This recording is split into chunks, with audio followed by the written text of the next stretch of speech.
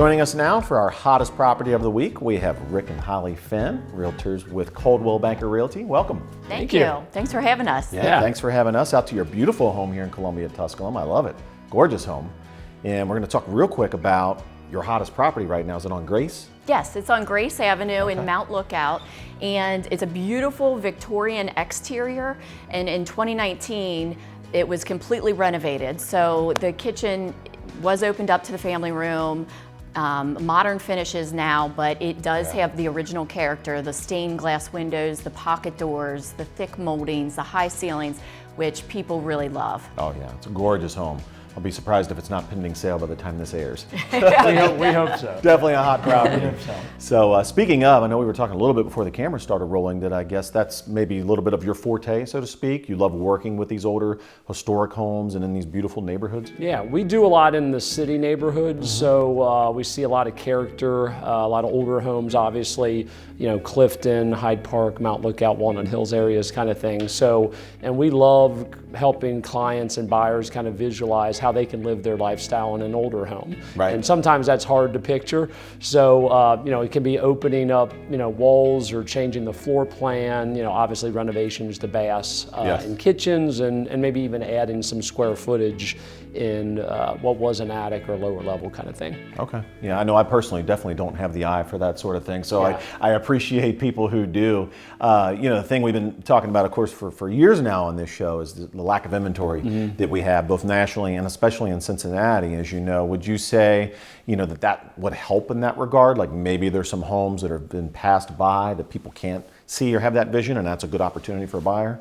Yeah, we try to utilize staging. Like sometimes some of these older homes, maybe they're not as updated or in style as what the seller might think it needs to be to list it. Right. So they're kind of waiting to do some things that maybe don't end up happening. So we use staging. You can bring in artwork and obviously nice trendy furniture and everything. It can really make an older, you know, home that's not super updated feel more, you know, up to date or trendy. And I mean, we're seeing things, you know, sell quickly, and staging has a lot to do with that sometimes. Okay, that's good to know. I hadn't thought of that. So just staging properly and decorating properly can maybe avoid some costly renovations that might not even be necessary. Especially in a market like this where there's not a lot to choose from. So, but it's amazing how staging can help a home feel updated, even if obviously the furniture and artwork's not going to stay with the house. So. Yeah, that's great.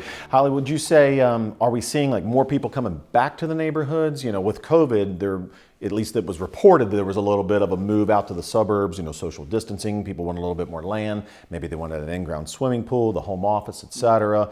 Are we seeing people move back closer to the city, or did they ever really leave? Well, that was sort of what people were wanting, was more square footage, more outdoor space. So we saw a little bit of that, but these city neighborhoods are always in demand and popular because people just love the character of these historic homes.